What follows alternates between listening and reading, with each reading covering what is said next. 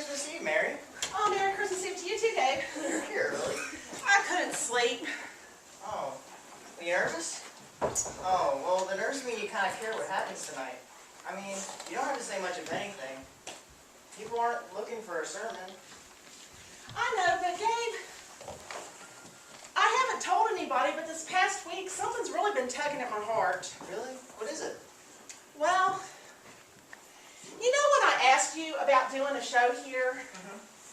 What I had in mind was that people who don't have a church or don't like church, they could come here and hear the songs and fellowship with people that were here, but not feel like they were in church.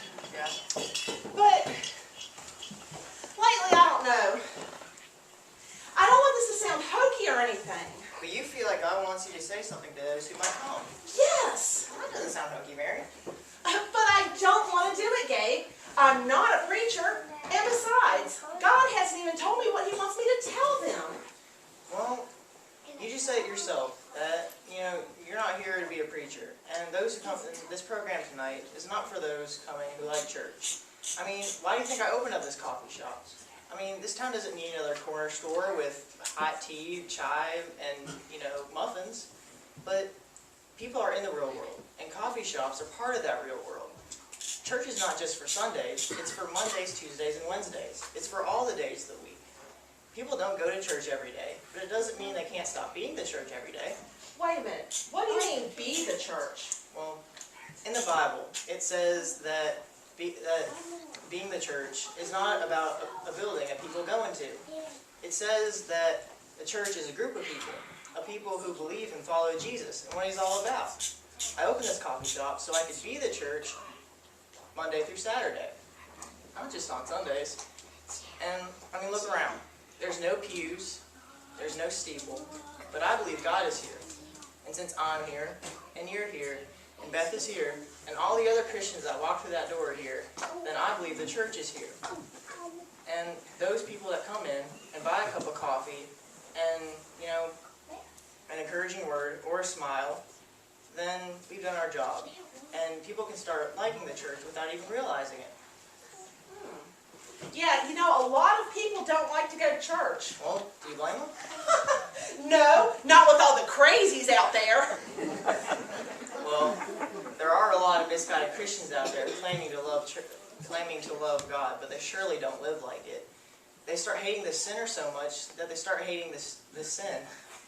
But when people come tonight, they need to know that when they get the fresh air tonight,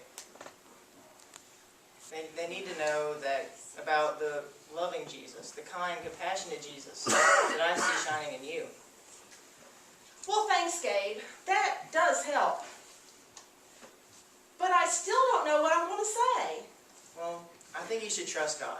He's good, and He'll give you the right words to say when the time comes. He won't leave you hanging.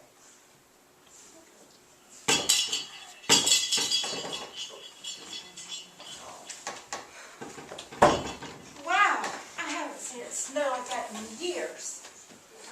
Merry Christmas Eve, Beth. Well, back at ya. Well, the roads are pretty well cleared off, and it should stop snowing by noon, so Mary, you ought to have a pretty good crowd here tonight. Oh, well, she's kind of nervous. Oh, well, Mary, sweetheart.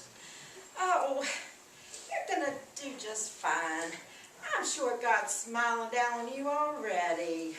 Well, thanks. Oh, yeah. Well, Zach and I will be here, and little Johnny will be with us. And tell you what, he might just cry, and that'll take some of the spotlight off of you a little bit. Yeah, that sounds like the perfect plan. Yeah.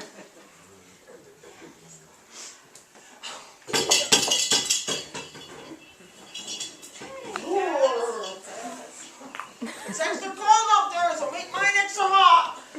Merry Christmas Eve, gentlemen. Merry Christmas to you too. Stop laughing back